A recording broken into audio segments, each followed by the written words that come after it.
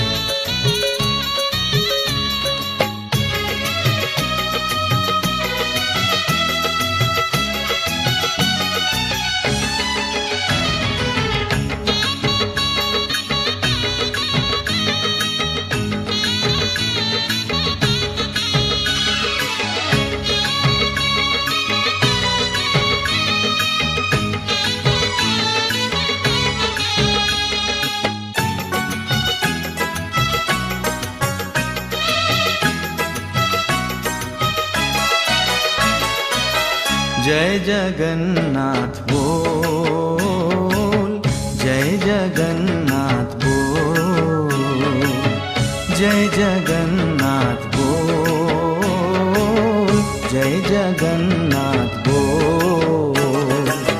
पावन पावन प्यारा प्यारा, पावन पावन प्यारा प्यारा, नाम यही अनमोल, नाम यही अनमोल।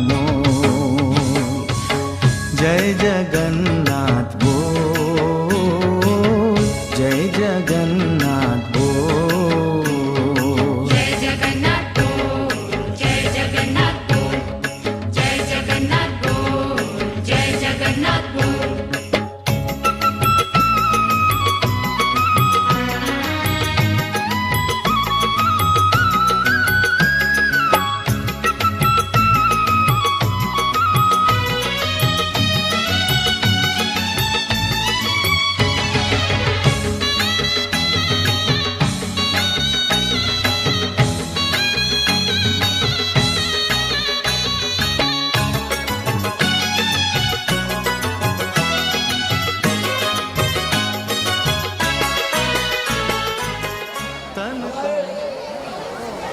समाज के जो भी प्रमुख है, ये नाम बोलता हूँ, यहाँ पर आ जाए, गुरु जी उनका सम्मान करेंगे। स्वर्णवास समाज,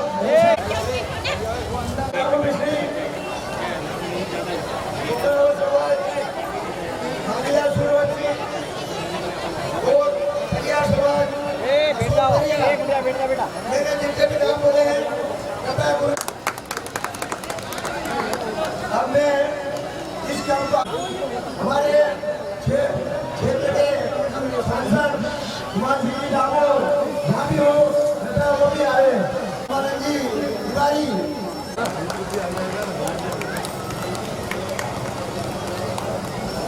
रुक जाओ।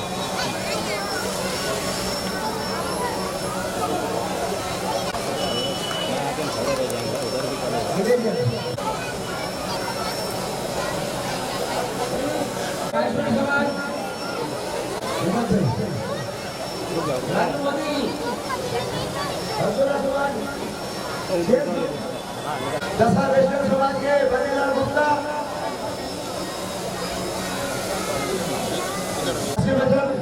सुने हर साल हमारी मेला की हमारे भाई भाइयों से निवेदन कर रहा हूँ कि अगले साल हमारी जगह यात्रा में भारी संख्या में शामिल होकर आप भी जो इन्होंने मेरा अपनी संख्या बढ़ाई, कृपया आप भी बढ़ाए।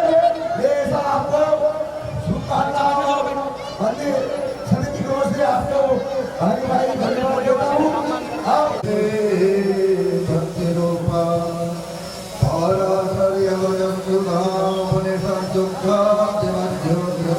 खड़ा नहीं देखना है।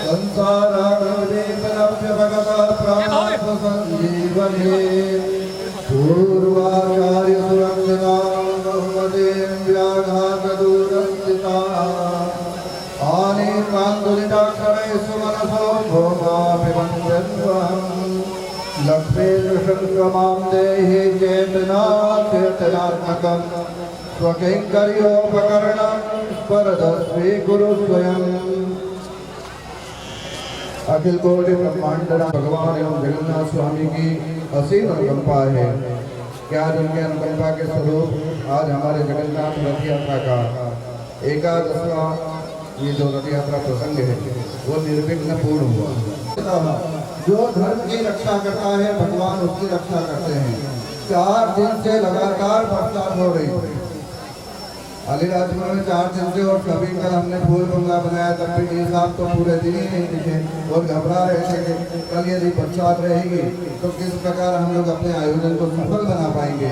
पर भगवान पर पूर्ण आस्था जब होती है तो भगवान उस आयोजन की जवाबदारी स्वयं ले लेते हैं। इसलिए आवश्यकता है कि पूर्ण समर्पण, पूर्ण शरणागति भगवान की होनी चाहिए।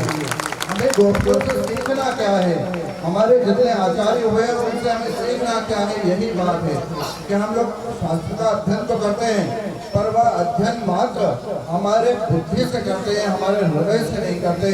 अगर हृदय लगा लेते हैं, क्योंकि संसार में भगवान ने जीव को 2 यंत्र दिए हैं। संसार में भगवान ने जीव को 2 यंत्र दिए हैं, एक बुद्धि और एक मन। अगर संसार को जानना है आपको तो आपको बुद्धि का प्रयोग करना पड़ेगा, पर यदि आपको भगवान को जानना है तो अपने मन का प्रयोग करना पड़ेगा।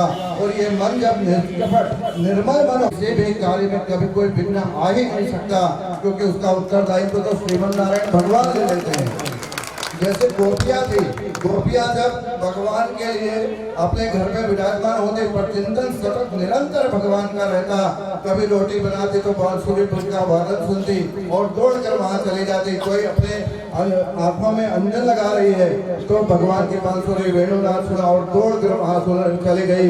मधुपर की तपबंधो मास्पृशांध्रे सपत्न्या कुछ विलुलित माला तो गोपियों के हृदय का भाव है। और गोपियां 2 प्रकार की होती है। कौन कौन सी गोपी?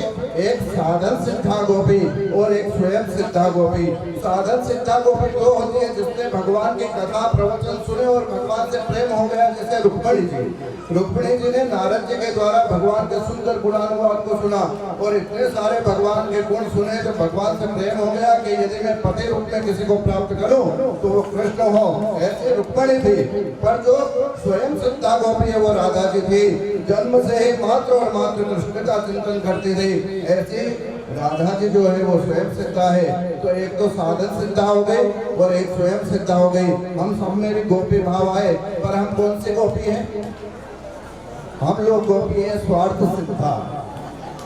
हमारा स्वार्थ होता है तो भगवान के देव मंदिर में जाकर दर्शन कर लेते हैं, और हमारा स्वार्थ नहीं होता तो भगवान के यहाँ देखिए 365 दिन में से आप 364 दिन भगवान के यहाँ आएंगे तो एक दिन भगवान आपके यहाँ आएंगे। और इस एक दिन में अगर आप 364 दिन नहीं गए होंगे तो कई लोग मुझे शिकायत करते हैं कि गुरु जी पक्षपात होता है, हमारे यहाँ भगवान का रथ नहीं रोका जाता, खींच लिया जाता है। कई लोग के हृदय में ऐसा भाव है तो वो अपने मन में स्वयं विचार करे कि क्या तू 364 दिन भगवान के यहाँ जाता है कि भगवान तेरे यहाँ आकर रुके। अगर आपके भक्ति में सामर्थ्य होगा तो हमारे क्या ऐसे औकात है कि हम भगवान के रथ को खिंचवा लें, भगवान वहाँ रुके रहेंगे। इसलिए अपनी भक्ति के बल को बढ़ाओ, और भक्ति का बल जब बढ़ेगा ये रथ हम क्यों खींचते हैं? अगर भगवान का रथ खींचते हैं तो भगवान हमारे जीवन नैया को खींचते हैं। और जब भगवान का रथ खींचने का अवसर नहीं मिलता और भगवान हमारे रथ की डोर छोड़ देंगे, हमारे जीवन की डोर छोड़ देंगे तो हमारी क्या गति होगी। इसलिए विचार करना है कि ऐसे सुंदर गोपी भाव को अपने जीवन में धारण करते हुए भगवान की निरंतर भक्ति करना है। मैं आपको बार बार कहता हूँ कि मात्र और मात्र इतना सा व्रत ले लें जीवन में, इतना सा अपने दिन एकादशी का दिन वो भी मिलता है तो ठाकुर जी के यहाँ जाके आप लोग कितने पड़ोस में रहते हैं? आप लोग तो निकलते हुए और भगवान के देव मंदिर के सामने से शायद कितनी बार निकल जाते हैं। आप नहीं आएंगे भगवान के यहाँ तो हमें आवश्यकता है कि ये हिंदू को जागृत कैसे किया जाए, हम लोग एकत्व तो कैसे दिखाए जाए। आज देखिए विडम्बना है, इतने बड़े बड़े विशाल मंदिर है पर आरती के समय वो सुने रहते हैं क्योंकि यहाँ पर हमारी भक्ति में दोष है। हम लोग भगवान के देव मंदिर में नहीं पहुँचते तो वहाँ घंटे इत्यादि मशीनें लगा दी जाती है वैकल्पिक रूप में। यदि आप भगवान के देव मंदिर में निरंतर सुबह की आरती अटेंड करें या शाम की आरती, पर भगवान के लिए इतना संकल्प जरूर लें, इतना प्रण लें कि मुझे आरती में जरूर जाना है। क्योंकि आरती का काम ये वही है कि आरती है आपको दुखों से, आपको दोषों से है तारती। तो हमारे दोष से हम करना चाहें तो भगवान की आरती। ये माताएं बहनें धर्म का प्रतीक है। आप कोई पुरुष से पूछ लो एकादशी कब है, और माता से पूछ लो तो माता तुरंत बताएगी एकादशी कब है, चौथ कब है, पूर्णिमा कब है। इनको याद रहता है, धर्म इनमें स्थिर रूप से है। पर यही धर्म जब हमारा औपचारिकता ना बने और भगवान के लिए पूर्ण समर्पण हो जाएगा तो यही गोपी भाव हमारे जीवन में आ जाएगा। मैं यही चाहता हूँ कि आपका जीवन जो है वो सुंदर और सुसंस्कारित बने, और इसके लिए निरंतर, क्योंकि आने वाली पीढ़ी जो है वो हमको देखकर ही सीखेगी। यदि हम अपने देव मंदिर में, अपने गुरु स्थानों में नहीं जाएंगे तो ये बच्चे कहाँ से सीखेंगे। देखिए एक समय ऐसा था कि हमारे जीवन में कोई भी समस्या आ जाए तो हम समाधान के पास लिए अपने गुरु जी के पास, अपने देव मंदिर में जाते हैं। पर आजकल बच्चों को वो समाधान हम लोग नहीं दे रहा है, क्योंकि हमने एक नियम बनाया, हम दो और हमारे दो। तो माता पिता को तो पहले इस पर हम लोग आ गए। अब मान लीजिए कि कभी उसको जीवन में किसी से अपने हृदय की बात कहनी है तो वो अपने भाई बहनों को ढूंढेगा, और उस समय उसे कोई साथ नहीं मिलेगा, भाई बहन नहीं मिलेंगे, तो उसे कैसे मिला। नहीं, मुंह फेर पड़े फिर आगे को बोले अपना यह काम नहीं, तो फिर वो मित्र के पास जाकर कहेगा गुरु के पास। आजकल जितना भी है सब इंटरनेट पर, गूगल गुरु पर सर्च कर लेते हैं, तुरंत यहाँ बोला। कभी सच बोलेगा ऐसा नहीं है, उसमें कई प्रकार के नाम की इतनी अनर्थकारी व्याख्याएं लिखी गई है। इसलिए आवश्यकता है कि अपने परिवार, अपने संतति, अपने साथ अवसर देता है कि अगर आपके पास ऐसा वो नहीं है सामर्थ्य, तो हमारे श्रीवत्स मठ में पाठशाला भी चलती है और कई प्रकार के रोजगार भी चलते हैं। आप अपने पुत्रों को वहाँ भेज दीजिए, हम उनका पालन पोषण करेंगे। पर अपनी हिंदू संस्कृति को इतनी लघुता की तरफ मत ले जाइए, उसे आगे बढ़ाना है, और उसे आगे बढ़ाएंगे तो हमारे देव मंदिर, हमारी परंपरा संरक्षित रहेगी। इन्हीं शुभ आशीर्वचनों के साथ हमारा जो यजमान परिवार है, ऐसा रामानंद जी तिवारी परिवार, इनका परिवार देखिए 40 व्यक्ति आए हैं परिवार में से।